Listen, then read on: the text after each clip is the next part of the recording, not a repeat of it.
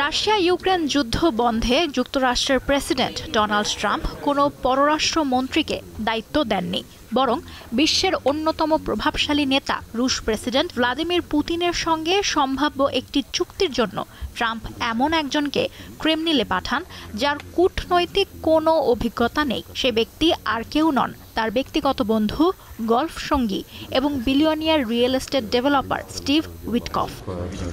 Trump উইটকফকে মধ্যপ্রাচ্যের দূত হিসেবে নিয়োগ দিয়েছেন।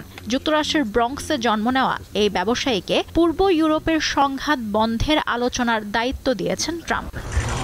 উইটকফ মস্কো গিয়েছিলেন যুক্তরাষ্ট্র ও রাশিয়ার মধ্যে বন্দি বিনিময়ের একটি চুক্তি সম্পন্ন করতে, যা দুই দেশের সম্পর্ক বরফ গলার সম্ভাব্য ইঙ্গিত হিসেবে দেখা হয়েছে। এর আগে উইটকফ ইসরায়েল ও হামাসের মধ্যে চলমান যুদ্ধবিরতি চুক্তি বাস্তবায়নেও ভূমিকা রেখেছেন।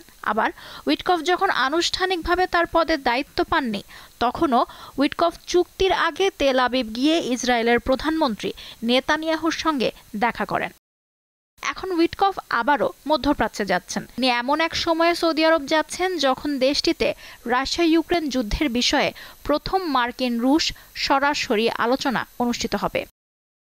তবে ট্রাম্পের এই পদক্ষেপ পশ্চিমা মিত্রদের মধ্যে উদ্বেগ সৃষ্টি করেছে। তারা আশঙ্কা করছেন যে নতুন এক বিশ্ব ব্যবস্থার উদ্ভব হতে পারে, যেখানে প্রধান অংশীদারদের আলোচনা থেকে বাদ দেওয়া হবে। এছাড়া ট্রাম্প এমন এক সময় রিয়েল এস্টেট কোম্পানির মালিককে মধ্যপ্রাচ্যের দূত হিসেবে নিয়োগ দিয়েছেন যখন ট্রাম্প গাজা উপত্যকাকে সমুদ্রের পাড়ে বিশাল সম্ভাবনাময় একটি অঞ্চল হিসেবে আখ্যা দিয়েছেন এবং বাসিন্দাদের সরিয়ে গাজা খালি করার মন্তব্যও করেছেন। প্রশ্ন উঠেছে, কি হতে চলেছে গাজার বুকে?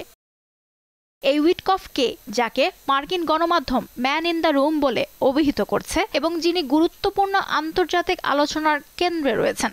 সাধারণত ম্যান ইন দ্য রুম বলতে এমন কোনো ব্যক্তিকে বোঝানো হয় যার গুরুত্ব অনেক, কিন্তু কেউই সেই ব্যক্তির বিষয়ে কথা বলতে চায় না। মার্কিন প্রেসিডেন্ট নির্বাচনে জয়ের পরপরই ট্রাম্পের প্রশাসন গঠনের অন্যতম পছন্দ ছিলেন উইটকফ। ৬৭ বছর বয়সী উইটকফ নিউ ইয়র্কের লং আইল্যান্ডে বেড়ে ওঠেন এবং মার্কিন যুক্তরাষ্ট্রের অন্যতম প্রতিদ্বন্দ্বিতাপূর্ণ বাজারে রিয়েল এস্টেট ডেভেলপার হিসেবে প্রশিক্ষণ নেন। তিনি দীর্ঘদিন ধরে রিপাবলিকান দলের দাতা হিসেবে সক্রিয় এবং ট্রাম্পের বহুদিনের পরিচিত বন্ধু। নিউ ইয়র্ক ও ফ্লোরিডায় রিয়েল এস্টেট ব্যবসা করে তিনি বিপুল সম্পদের মালিক হয়েছেন। লুৎফা ফৌজিয়া, দীপ্ত, বার্তাকক্ষ।